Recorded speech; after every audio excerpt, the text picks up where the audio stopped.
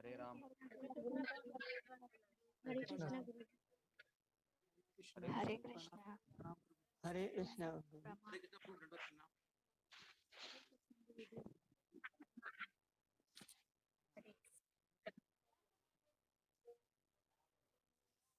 हरे कृष्णा। हरे कृष्णा। हरे हरे हरे कृष्णा।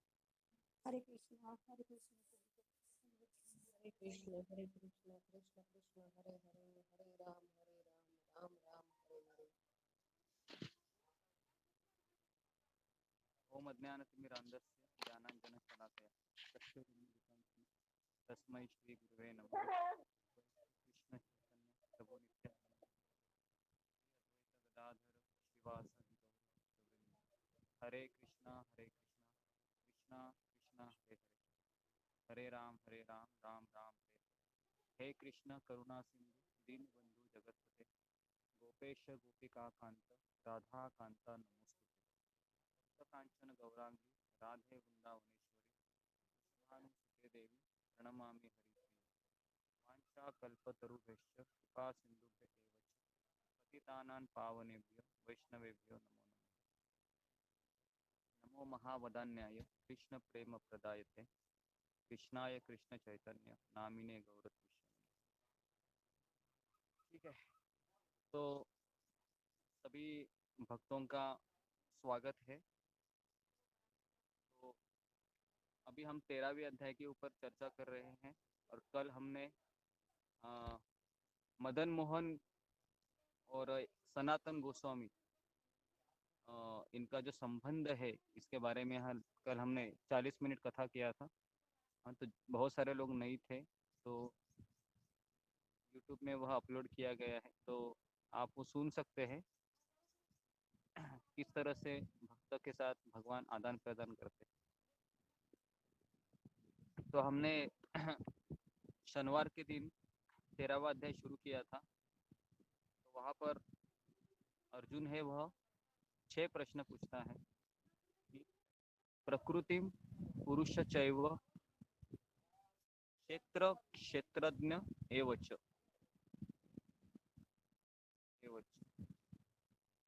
एतत् वेदितुम इच्छास्मि ज्ञानम ज्ञेयम केशव। तो अर्जुन पूछता है कृष्ण मुझे 6 चीजें जाननी है। पहला है कि प्रकृति क्या है,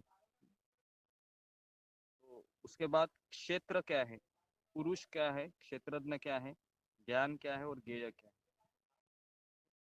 तो अभी भगवान है वह उसका उत्तर दे रहे हैं दूसरे श्लोक में।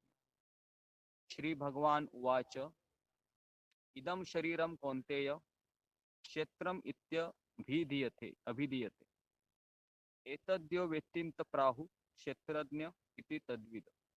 भगवान कहते हैं हे कौन्तेय, कौन मुझे बताएगा कि भगवान अर्जुन को कौन्तेय क्यों कहते हैं। हमेशा कौन्तेय ये शब्द बहुत बोलते हैं गीता में भगवान, क्योंकि वो कुंती के पुत्री। कौन्तेय। तो भगवान हमेशा कुंती का नाम लेके क्यों बोलते हैं ज्यादा। मैक्सिमम भगवान ने अर्जुन को कौन्तेय कौन्तेय शब्द का ज्यादा इस्तेमाल किया है अपनी माँ के हरे कृष्ण प्रभु जी। हरे कृष्ण। माँ का जो ये है ना, जो क्या बोलते हो, माँ का जो पुत्र है, तो वो उच्चारण भगवान ज्यादा करते हैं कुंती के पुत्र। पांडु के पुत्र नहीं ज्यादा बोलते है ना, कि जैसा पांडु महाराज का नाम था, हाँ पांडु था, तो पांडव का भी ज्यादा कहते नहीं। तो इसका क्या कारण है कि कृष्ण अर्जुन को कौन्तेय शब्द ही ज्यादा यूज करते हैं। तो क्या इसका कारण रहेगा। कारण ये नहीं, इसका कारण ये है कि कुंती ने अपने जीवन में बहुत दुख झेले थे। हाँ, कुंती ने अपने जीवन में बहुत पीड़ा अनुभव की थी। और हे अर्जुन, तुम उस महान माँ के पुत्र हो। समझ में आ रहा है क्या, तुम उस महान माँ के पुत्र हो। इसके लिए भगवान बार बार उसको कहते हैं तुम कौन्तेय हो, है ना, कौन्तेय। तो किसी के परिवार में लड़का हो गया तो उसका नाम रखिए कौन्तेय, बहुत अच्छा नाम है। कौनतेय। गुरुजी एक बार उसके बाद दोबारा बताइए कि कौनते क्यों कहते हैं। अभी आकाशवाणी एक ही बार होती है। गुरुजी आकाशवाणी हो प्लीज। गई। तो कौनतेय मतलब कुंती के पुत्र। और कुंती ने अपने जीवन में बहुत सारी समस्याओं का सामना किया था, बहुत पीड़ा अनुभव की थी। तो अर्जुन अभी भगवान अर्जुन को कह रहे थे कि तुम्हारे सामने ये जो सेना है, यह बहुत विशाल सेना है और तुम हतोत्साहित हो सकते हो इनको देखने के बाद, लेकिन तुम इस माँ उस माँ के पुत्र हो जिस माँ ने अपने जीवन में बहुत संघर्ष किया है। तो इसके लिए बारंबार कृष्ण अर्जुन को कौनतेय कहते हैं। समझ में आ रहा है? तो ये आपको लिखना है।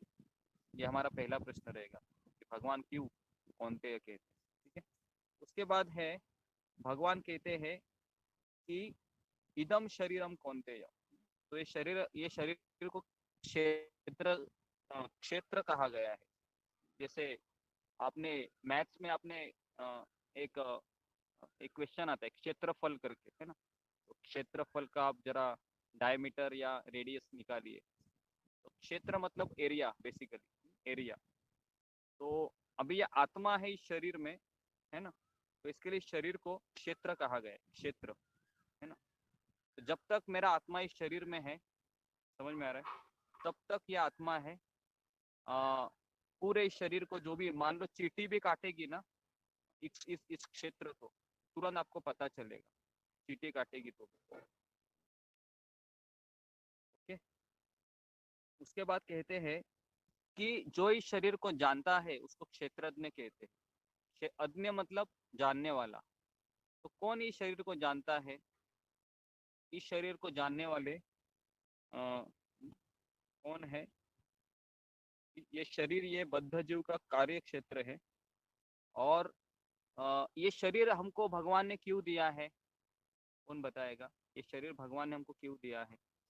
इस शरीर के माध्यम से हम भगवान की भक्ति कर सकते हैं और भगवत गीता भगवान की भक्ति कर सकते हैं, भगवत सेवा गीता करने के लिए। है। ऐसा नहीं है। जब जीव इच्छा करता है भौतिक प्रकृति के ऊपर स्वामी बनने की, तो कृष्ण उसको भौतिक शरीर देते हैं, जाओ मजा करो करके, है ना। मजा करो, जाओ। कहाँ कहाँ जाओ? अमेरिका जाओ, यूरोप जाओ, अफ्रीका जाओ, घूमो, थोड़ा सा पैसा कमा लो, है ना। तो इसके लिए ये शरीर दिया जाता है। तो ये आत्मा जब लेडीज के शरीर में जाता है तो वो लेडीज के जैसा मेकअप करेगी, फेयर एंड लवली लगाएगी और पता नहीं क्या क्या करेगी, है ना। और जब वही आत्मा है पुरुष के शरीर में जाता है, तो फिर वही पुरुष है, जिम्मेदारी का कार्य करेगा। समझ में आ रहा है? थोड़ा सा ऑफिस के काम करेगा, घर का जिम्मेदारी लेगा। और जब ये आत्मा है ये कुत्ते के शरीर में जाता है, तो वह कुत्ते के जैसा दुम हिलाएगा, भोभो करेगा। समझ में आ रहा है ना? तो उसके लिए ये शरीर केवल एक ढांचा है। ये शरीर एक ढांचा है, ये हमारा असली शरीर नहीं है। तो हमारा असली शरीर कहाँ पर है हमने रखा है? तो हमारा असली आत्मा। शरीर, हाँ नहीं नहीं, आत्मा तो ये है, लेकिन आत्मा के ऊपर भी एक शरीर है उसका, वो है सच्चिद आनंदमय शरीर है, सच्चित सूक्ष्म आनंदमय। शरीर, सूक्ष्म शरीर। हाँ। तो देखिए अभी हमारा शरीर है वो पंच महाभूतों से बना हुआ है, अग्नि, वायु, आकाश, पृथ्वी और जल। और गोलोक वृंदावन में जो हमें शरीर दिया जाता है, जब आप काम क्रोध लोभ से मुक्त हो जाओगे, ये बहुत कठिन है। हालांकि ये बोलने के लिए बहुत आसान है कि हम जपा करेंगे, कथा सुनेंगे तो धीरे धीरे होगा, लेकिन जीवन के अंतिम समय तक इसको करते हुए रहना एक बहुत बड़ा अचीवमेंट है। क्योंकि मैं पिछले 15 से 20 साल से देख रहा हूँ कि इसको रोज करना, है ना, कंसिस्टेंसी से, तो वही व्यक्ति कर पाता है जिसको भगवान को प्राप्त करने की तीव्र अभिलाषा है। वही व्यक्ति भगवान को प्राप्त कर सकता है। नहीं तो देखो ना, साल में 365 दिन होते हैं, समझ में आ रहा है ना। तो 365 दिन में ऐसा 10-15 दिन तो ऐसे हो ही जाते हैं हमारे, जिसमें हम उठते नहीं है अलार्म लगाने के बाद भी, है ना। अभी मैं नाम नहीं लूंगा यहाँ पर ऐसे बहुत सारे अभी मुझे दिख रहे हैं, सुबह आते थे जब करने के लिए, लेकिन अभी नहीं आ रहे। तो इससे क्या हो रहा है, इससे कृष्ण को हम प्रसन्न नहीं कर पा रहे हैं। आप सोचेंगे कि मैं गीता का क्लास अटेंड करेंगे बस, क्योंकि सुबह उठना मेरे बस की बात नहीं है। लेकिन एक चीज़ आप याद रखिए कि जब तक हम भगवान को ये नहीं दिखाते हैं, कृष्ण मैं आपके पास आने के लिए है बहुत इच्छुक हूँ, किसी भी मैं मूल्य या कोई भी मूल्य में चुकाने के लिए तैयार हूँ। जैसे मैंने बताया था ना, हजारों में से एक व्यक्ति कृष्ण की तरफ आता है, तो आप लोग हैं, 50 लोग हैं यहाँ पर। तो बारम्बार मैं ये बताना चाह रहा हूँ कि आप 50,000 लोगों में से भगवान ने 50 लोगों को सिलेक्ट किया है। और फिर भी ये आप लोग हैं ना, ये मैं दावे के साथ कह सकता हूँ कि इवन 3 महीने में भी, है ना, 3 से 6 महीने में भी आप लोग, आप में से शायद कम लोग रहेंगे यहाँ पर, पूरा फिल्टर हो जाएगा। समझ में आ रहा है ना? 3 से 6 महीने की बात कर रहा हूँ मैं केवल। क्यों ऐसा होता है? क्योंकि हर रोज माया हमारे जीवन में अलग अलग चुनौती लाती है, और हम क्या करते हैं, हतोत्साहित हो जाते हैं, बोल रहे कि ये कृष्ण ज्यादा ही हमारी परीक्षा ले रहा है, इससे अच्छा है कि चुपचाप बैठ जाए, कुछ कुछ करते नहीं। तो उसके लिए भक्ति करना मतलब ये समुंदर के लहरों से अपोजिट अपोजिट तरंगों से चलना है, ठीक है। लेकिन अगर आपके पास सुदृढ़ नौका है ना, अभी मान लो मैं आपको बता रहा हूँ, आपको मैंने पानी में छोड़ दिया और आप तैरने में बहुत एक्सपर्ट भी हो, लेकिन आपको महासागर को लांग के जाना है। कौन मुझे बताएगा कि अगर मुझे महासागर को लांग को जाना है तो मुझे कौन कौन सी चीजों की आवश्यकता होती है? बताइए। मुझे धैर्य। धैर्य नहीं। नाव। नाव। श्रद्धा। हाँ, गुरु नौका गुरु चाहिए। गुरु नौका। गुरु की हाँ गुरु की वही वही। आवश्यकता। हाँ अभी फिलहाल क्या है ना, वो स्विमिंग पूल में नहीं है, वो महासागर में है, और उसको नौका चाहिए और एक नाविक चाहिए, कैप्टन चाहिए। समझ में आ रहा है ना? खाली खाली जहाज होने से भी काम नहीं चलता है, वो जहाज का कैप्टन भी अच्छा चाहिए, जिसको पता है कि हवा कौन से तरीके से बह रहा है ना, किस दिशा में मुझे जाना चाहिए। तो इसके लिए दो चीजें जरूरी है, एक नौका मतलब भक्तों का संग, और दूसरा कैप्टन। कौन होता है? वो गुरु होता है। तो ये दो चीजें जिसके पास है ना, और मैं यहाँ पर आपको ये दोनों चीजें दे रहा हूँ। अगर ये दो चीजें मिलने के बाद भी अगर आप महासागर को पार नहीं कर सकते, तो हमसे बड़ा दुर्भागी इस संसार में कौन हो सकता है? बताइए ना। क्योंकि बाकी के लोगों को तो ये अवसर भी नहीं मिला है, और हमको मिलने के बाद भी हम इसको चीप ले लेते हैं, है ना। तो इसके लिए नौका होने के बाद भी अच्छा कैप्टन मिलना जरूरी है। अभी आप लोगों को नौका मिली है, कैप्टन का पता नहीं है। कैप्टन भी अभी धीरे धीरे चला रहा है। ओके, तो ये हो गया पहला श्लोक, क्षेत्र और क्षेत्रज्ञ। उसके बाद है, उसको शरीर क्यों दिया जाता है? क्योंकि उसको इंद्रिय उपभोग करना होता है। जैसे प्रभु जी कहती, आपका वॉइस क्लियर नहीं आ रहा है। क्लियर है। मेरा आ आवाज रहे प्रभु जी तो आपका आ रहा आ वॉइस रहे आ क्लियर रहे नहीं आ रहा है। क्लियर है। नहीं आ रहा है, आपको ही नहीं आ रहा है, बाकी लोगों को आ रहा है। तो आप थोड़ा नेटवर्क में आ जाइए। तो ये शरीर क्यों हमको जाता है? कि जब हमको इंद्रिय भोग करने की इच्छा होती है ना, जैसे मैंने बताया 5 इंद्रिय है। कान से हमको फिल्मों का गाना सुनना अच्छा लगता है, नाकों से हमको, जब शादी में जाते हैं तो बहुत सारे लोग सेंड मारते हैं, है ना, करके ऐसे, कहाँ कहाँ मारते हैं अभी भगवान ही जाने, है ना। तो उसका खुशबू भी अच्छा लगता है हमें, है ना, सेंड मार रहे हुए। उसके बाद हम आंखों से ये देखना चाहते हैं कि कितना सुंदर दृश्य है। हाँ, तो इस तरह से माया हमें क्या करती है, पूरे दिन भर अनेक अनेक प्रलोभन दिखाती है। तो उसको पूर्ण करने के लिए एक शरीर की आवश्यकता होती है। तो उसके लिए भगवान हमको ये 84 लक्ष योनि दिया है, ठीक है, 84 लक्ष योनि, उसको क्षेत्र कहते हैं। और यहाँ पर बता है कि बचपन से लेके बूढ़ा होने तक हमारे शरीर में बहुत सारे बदल होते हैं। जैसे मैं हमेशा बोलता हूँ, आपका आधार कार्ड का फोटो देखो, है ना, या 10वीं का हॉल टिकट का फोटो देखो और अभी का फोटो देखो, इसमें थोड़ा बहुत फर्क रहेगा, है ना। कुछ कुछ लोग हैं वो अपना 10वीं का हॉल टिकट दिखाते हैं अपने पोते को और कहते हैं ये देखो, ये मैंने 10वीं का परीक्षा दिया था।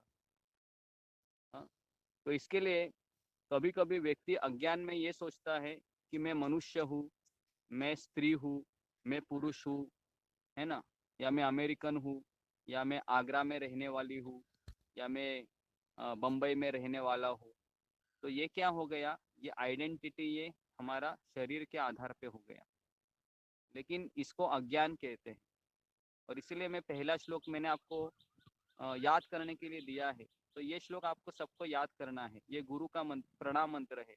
ओम अज्ञान तिमिरांधस्य ज्ञानांजन शलाकया चक्षुरुन्मीलितं येन तस्मै श्री गुरुवे नमः। ओम अज्ञान, अज्ञान मतलब मैं अज्ञान के तिमिरांधस्य, मैं अज्ञान के अंधकार में मेरा जन्म हुआ है। ज्ञानांजन शलाकया, लेकिन मेरे गुरु ने मुझे ज्ञान रूपी अंजन मेरे आंखों में लगाया है, उसके लिए मैं हर चीज को सही सही देख पा रही हूँ या देख पा रहा हूँ। तो ऐसे गुरु को मैं प्रणाम करता हूँ। तो ये मंत्र आपको हर एक भक्त को याद होना बहुत जरूरी है। ठीक है, तो मैं आपको 1 हफ्ता दे रहा हूँ।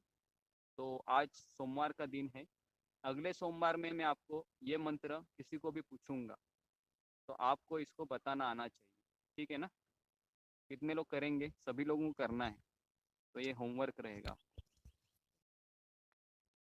गुरुजी, हाँ, तो गुरुजी आप सेंड कर सकते हैं? सेंड हमने किया है, जपा के ग्रुप में किया है, आप उसको देख सकते हो, नहीं तो वापस एक बार सेंड किया जाएगा।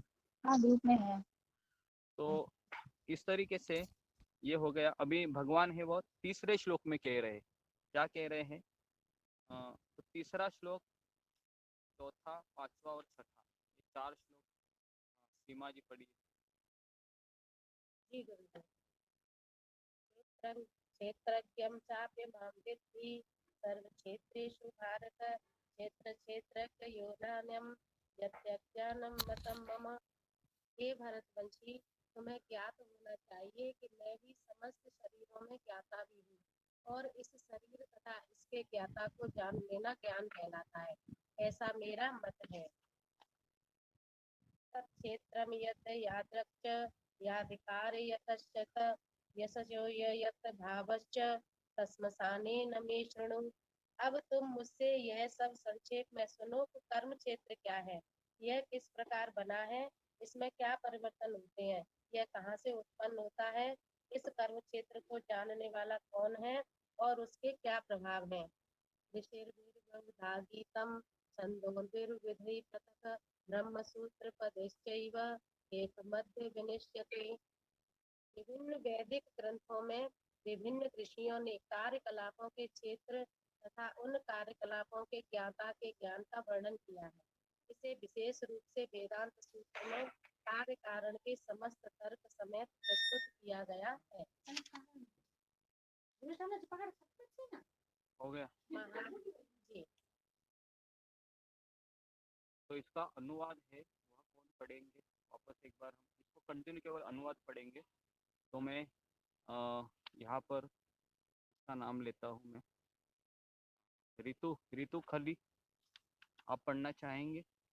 तीसरे, चौथे, पांचवे, छठे का भाषांतर पढ़िए। बुक नहीं है गुरुजी मेरे पास। आप मैंने दिखा दो। बताया था कि गुरु की किताब होना बहुत ज़रूरी है, और मैंने एड्रेस भी ले लिया था जिनको जिनको गीता चाहिए। तो तुमने मुझे एड्रेस दिया नहीं है अभी तक। जो मैं सेंड करूंगी एड्रेस। हरे कृष्णा प्रभु जी। आप दिखा दो स्क्रीन में, मैं पढ़ लूंगी। नहीं नहीं, अभी हम वैसा नहीं, जिसके पास भगवत गीता है तो वही पढ़ेगा। हाँ, तो राधा चौधरी पढ़ो। गुरुजी मेरे पास भी बुक नहीं है। ठीक है, उसके बाद मैं पढ़ दूं? हाँ, पढ़ो आप। तीसरा, चौथा, पांचवा ना? हाँ, तीसरा, चौथा और पांचवा। हे भरत